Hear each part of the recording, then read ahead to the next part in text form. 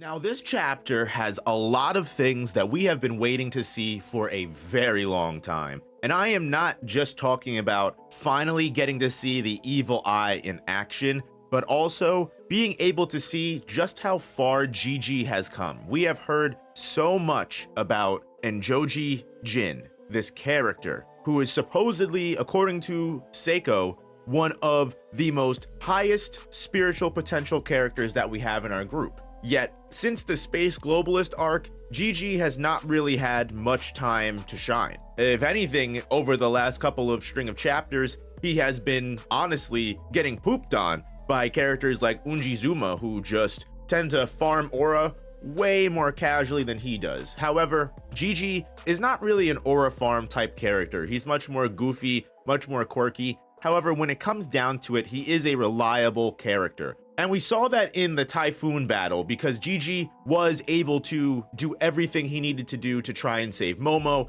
and was also able to see Unjizuma put forth effort to save little tiny Momo, who was honestly at risk of flying off and never being found again, which would have been crazy. So not only did we see how both characters can learn to appreciate each other, or at least begin to open the door to these characters appreciating each other. In this fight, we also see how, one, the Evil Eye and Gigi seem to be almost in constant communication with one another and have grown to have much more of an understanding. Because where this chapter ends is something that I really didn't ever expect to see, especially when we have the Evil Eye going up against a battle that he doesn't seem to have much of a chance of winning. Because even though we got that awesome evil eye, as many people have brought up in the community, the crazy power scaling feat that is kicking a shark to the fucking moon, but I digress because all of that is just not the point of what we're trying to get into here. My point is, for a character that is super duper strong, especially how you see him getting choreographed and designed in the recent anime episodes, you would not expect the Evil Eye, his first fight back in one of the longest times, to just get ultimately decimated by this Anenra smoke yokai. And just to be clear, because I know there has been some confusion, there has been some kind of talk back and forth on whether this is Count Saint Germain just using another yokai ability and he's finally come to collect Momo's ability himself. However, I don't think this is the case. Story-wise, it seems like these two characters are not only completely different because he has the chameleon alien buddy who right after the trick seems to give up on stealing their powers and says, hey, maybe we can just kill them and give them over to the Serpoans. I don't think that would ever be something that Count Saint Germain would be willing to do. However, one striking detail that I think makes it undeniable, you can't debate it, is the eyes. And I know plenty of people have said, despite, the weirdness, Count Saint Germain has always been weird, so we shouldn't just take words for value.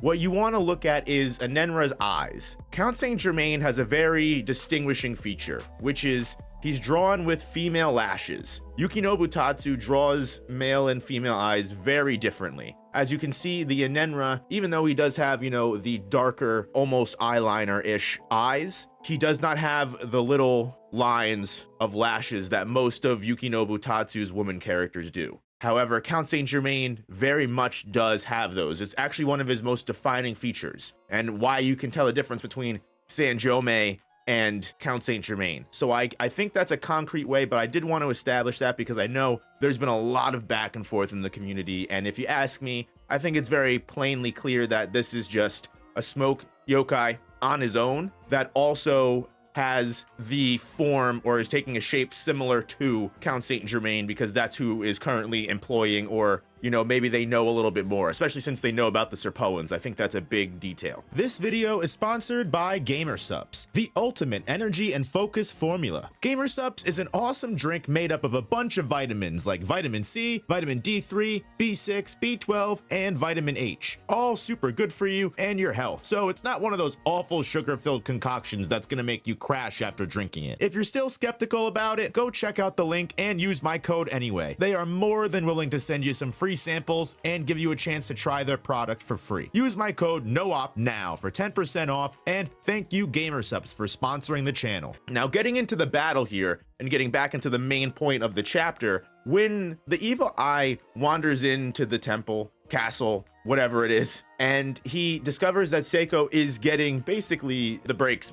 beaten off of her, unfortunately. And it's not even her fault, because I feel like in 100% state, she would have been able to whoop this yokai's ass. But Evil Eye, of course, in the most childish way, just starts laughing at her for losing the fight, throws the Phantom Ninja that he beat up right at the yokai, and then saves Seiko in the exact same way, laughing at her the entire time. It shows how the Evil Eye still has that childish, evil nature about him. And even though, you know, rewatching the anime, seeing how he was just disgusted by how Turbo Granny was willing to work alongside humans, the Evil Eye is, at the end of the day, even though he's justified it in his own weird ways, has really come a long way from where we first got him to now. When he does randomly appear, he still cooperates. If he shows up randomly in Gigi's body during school, he goes to the school day, which is just like, he is just a kid at heart. And where I think the Evil Eye development is shown, and what I think is one of the most important things we should focus on in this chapter, is even though the Evil Eye is getting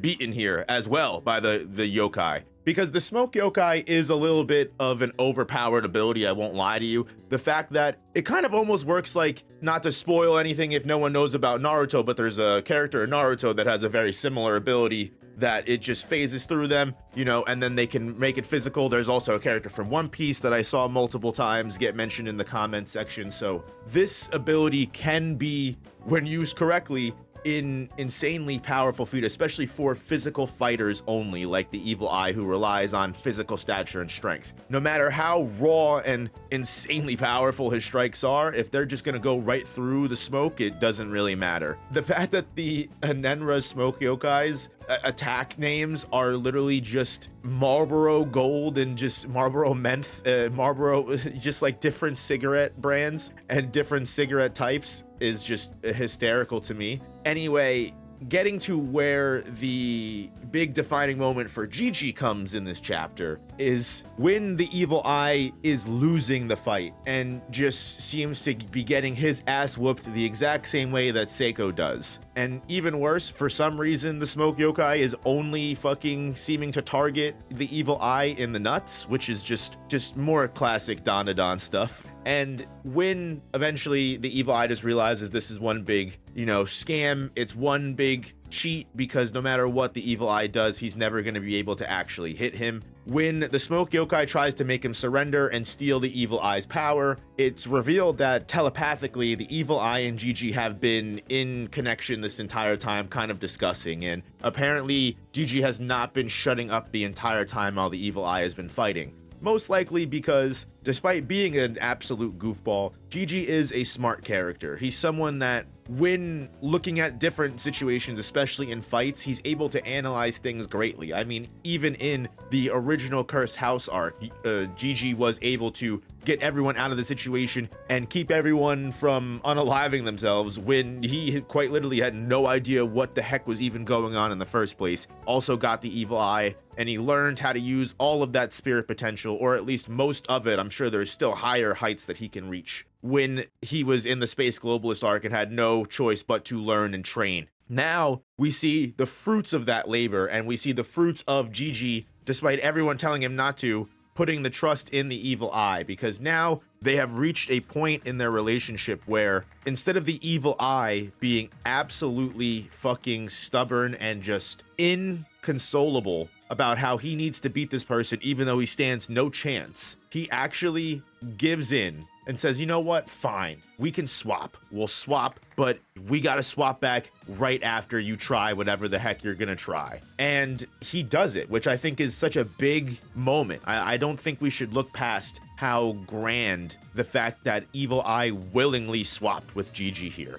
And also the fact that, again, Gigi was right on the money, because he said, you know what, I've been in my fair share of fights. We've got to try everything that we possibly can. The Evil Eye was no match for you, sure, and you know what, if I take any of your attacks, I'll probably die. But I can do the one thing that the Evil Eye can't, which I think is very interesting, where the Evil Eye is mostly physical and Gigi he has this spirit Kamehameha that we see him use to actually do severe damage to the smoke yokai, which most likely is either going to be GG's right from the beginning, or potentially, if the fight does continue, we may actually see a combination between Evil Eye and Gigi, because I think it's an interesting feature here in their relationship that Gigi can actually use the spirit gun, but Evil Eye might not be able to. The grief ball, everything that the Evil Eye can do, which actually we haven't even seen in a while. I wonder if that would have been an option that he could have used against the smoke yokai.